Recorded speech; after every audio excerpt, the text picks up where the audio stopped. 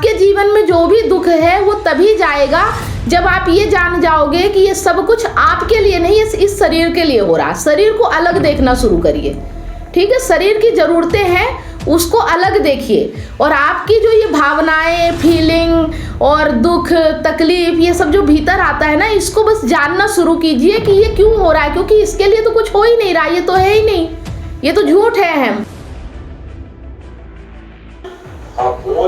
बोध के बारे में बताए, आत्मबोध है और वो ज्ञान का। तो ये थोड़ा सा समझ में आया, ज्यादा तो नहीं समझ में। कितना थोड़ा समझ में आया?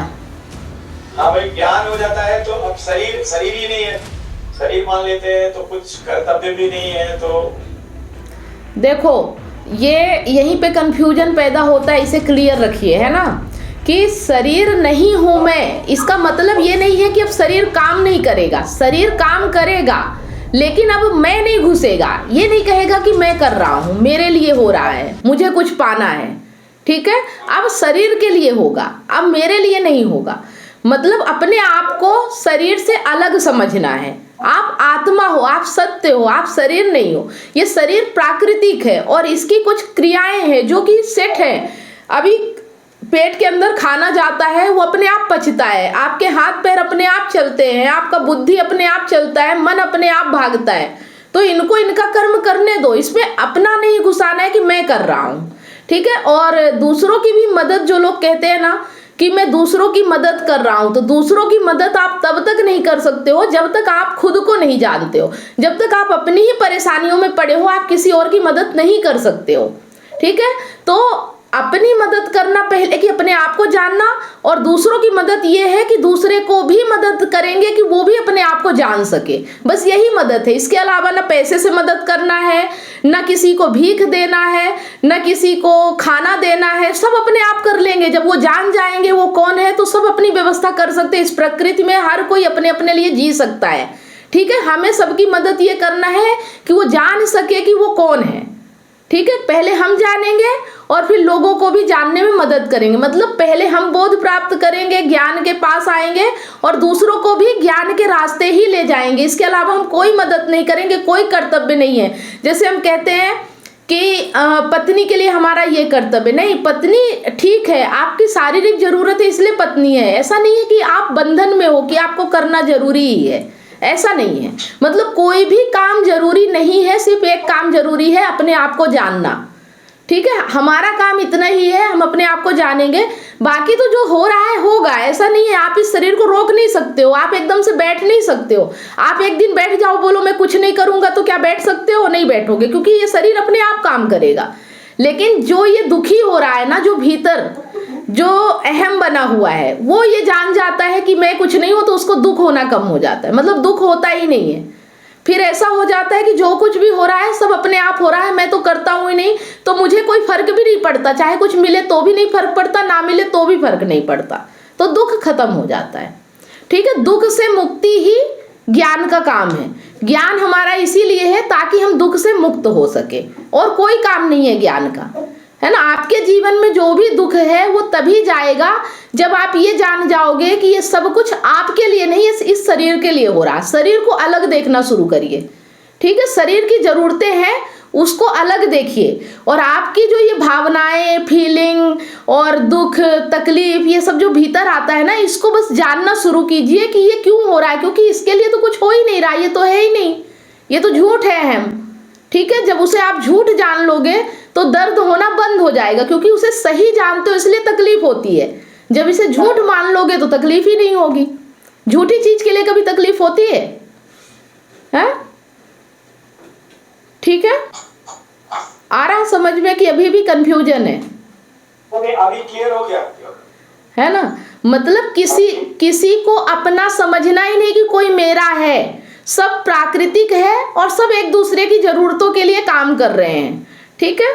जैसे पहले के समय में क्या होता था कि खेती होती थी, किसी के घर में गाय होती थी, तो किसी के घर सब्जी होती थी, तो किसी के घर कुछ होता था, तो वो अपनी अपनी जरूरतों के अनुसार से लेन देन कर लेते थे। फिर अब पैसा चलने लगा, रुपया चलने लगा, इसीलिए शादी भी होती थी ताकि शारीरिक जरूरतें पूरी हो सके। तो बस जरूरतों के लिए दुनिया चल रही है, ये संसार पूरा जरूरतों पे चल रहा है। हम उसे ये समझ लेते हैं कि जो मेरे पास आ गया वो मेरा है, और जब मेरा समझ लेते हैं तो हम उसे पकड़ने लगते हैं, कहीं हमसे दूर ना चला जाए, ठीक है। तो फिर हम दुखी होने लगते हैं। जैसे कि अगर हमारी पत्नी किसी और से बात करने लगी तो हमें डर आ जाता है कि कहीं कोई और ना लेके चला जाए, मैं अकेला ना रह जाऊं। तो क्या डर से आप उसे रोक सकते हो? ये आपके हाथ में नहीं है। तो ये डर डर के अपने आप को दुखी क्यों करना? जो होना है वो होके रहेगा। आप ना रोक सकते हो, ना आप कंट्रोल कर सकते हो, और ना आप कुछ करवा सकते हो। तो जो हो रहा है उसे एक्सेप्ट करो कि मेरा तो कुछ था ही नहीं, मेरे पास आई थी, ठीक है, अब उसको कहीं और जाना है, चली गई, मेरा क्या था? ना मैं कुछ लेके आया था, ना मैं कुछ लेके जाऊंगा। जो है यहीं का है और यहीं जा रहा है, तो तकलीफ नहीं होती है, ठीक है।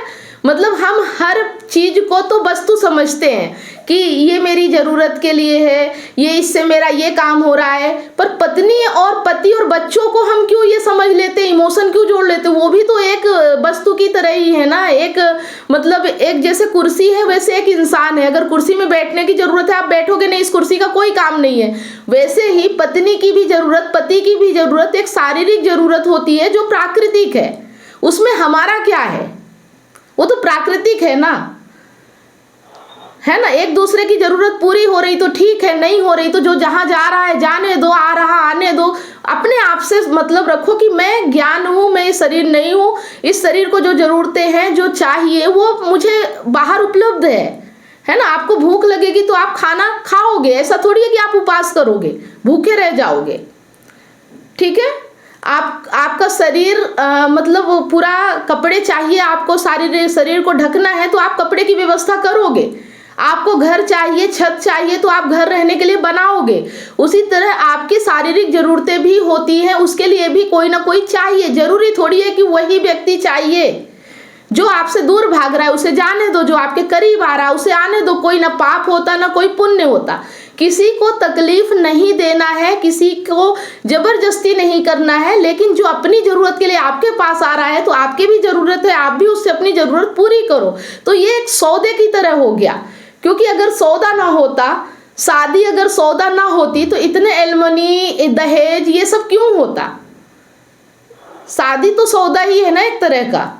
पर हम उसे इमोशन जोड़ लेते हैं कि नहीं, ये मेरी पत्नी है, मैं उसका पति हूँ, इसको वफादार रहना चाहिए, मुझे पैसे इसको देना है, मेरा कर्तव्य है। अरे ये समाज ने बनाया है ना, प्रकृति में तो सब एक है ना। प्रकृति में तो शादी बनाई ही नहीं थी। जानवरों को देख लो, किसी की शादी नहीं होती है, तो इंसानों ने बनाया ना। और इंसान ने अपने लिए ही दुख का कारण बना लिया। अब किसी को आप बांधना चाहोगे और उसकी प्रकृति नहीं बंधने की है तो दुखी तो होगे ना। आप भी दुखी होगे, वो भी दुखी होएगा, ठीक है। तो इस प्रकृति में सबको स्वतंत्रता है, सब अपनी आजादी से जी सकते हैं। किसी को बांधना नहीं है, किसी को पकड़ना नहीं है, किसी के साथ जबरदस्ती नहीं करना है।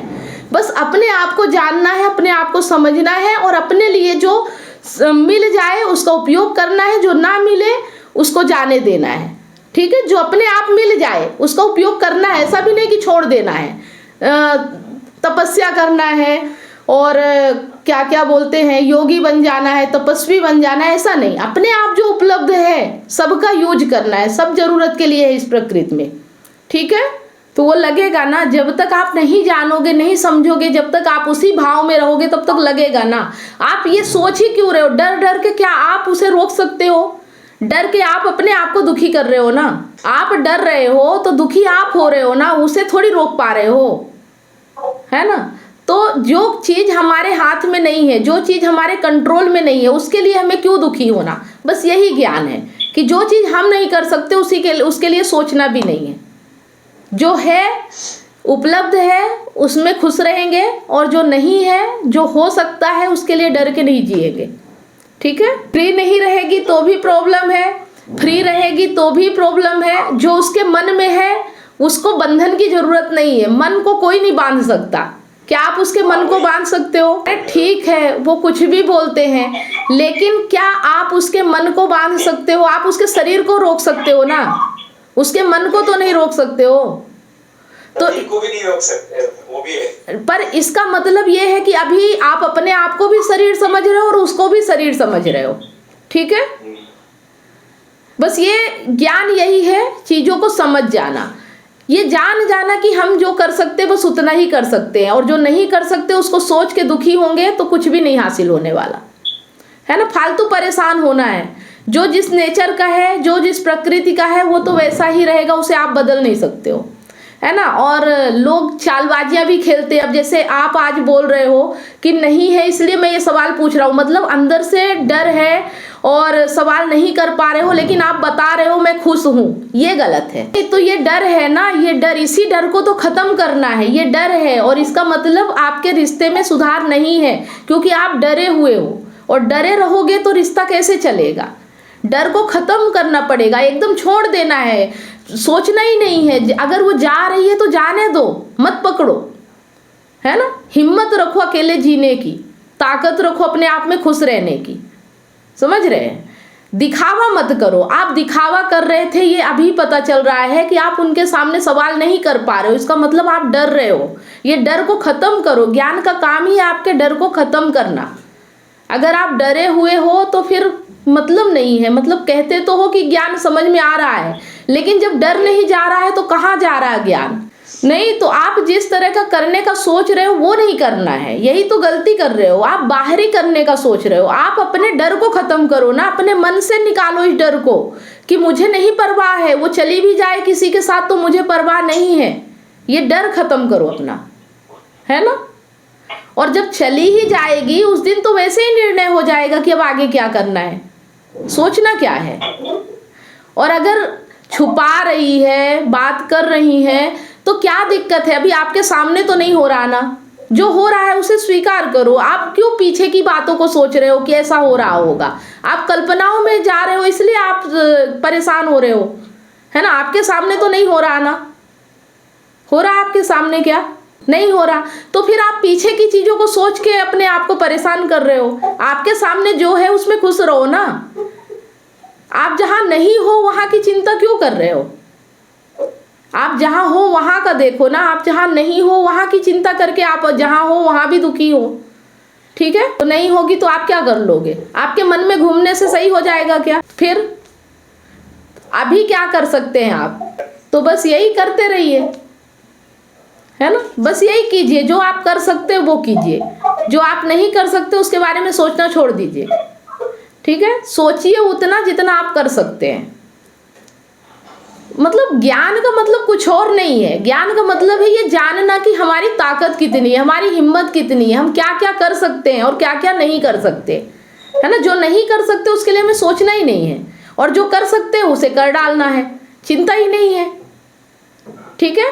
इतनी सारी काउंसलिंग करने के बाद मुझे रियलाइज हुआ कि लोग अपने रिलेशनशिप और लाइफ से कितने ज्यादा परेशान हैं। जबकि मैंने अपने YouTube चैनल और Facebook पेज पर हजारों वीडियो रिलेशनशिप से रिलेटिव फ्री में डाल रखी है, फिर भी लोग पर्सनल काउंसलिंग चाहते हैं। नमस्कार दोस्तों, मैं कमलेश सोनी एक रिलेशनशिप कोच हूँ। 2019 से लेकर आज तक हजारों लोगों को मैंने फोन पर मदद किया है, जो लोग अपने रिलेशनशिप प्रॉब्लम्स को लेकर मुझे कांटेक्ट करते हैं। अब मेरा ये मिशन है, जो लोग रिलेशनशिप प्रॉब्लम्स को लेकर हताश और निराश है, ऐसे लोगों की मैं मदद करूं, ताकि लोग अपने रिलेशनशिप को खुद ही ठीक कर सके और जीवन में हमेशा खुश रहें, ना कि निराशा की ओर आगे बढ़े। जिस तरह से आपको बीमारी ठीक करने के लिए एक्सपर्ट डॉक्टर की जरूरत होती है, वो चेकअप करके आपका इलाज करता है, उसी तरह से आपको एक काउंसलर की जरूरत पड़ती है आपकी एग्जैक्ट प्रॉब्लम को समझकर उसका सलूशन देने के लिए। तो आप दिए गए नंबर पर काउंसलिंग के लिए अपॉइंटमेंट बुक करा सकते हैं।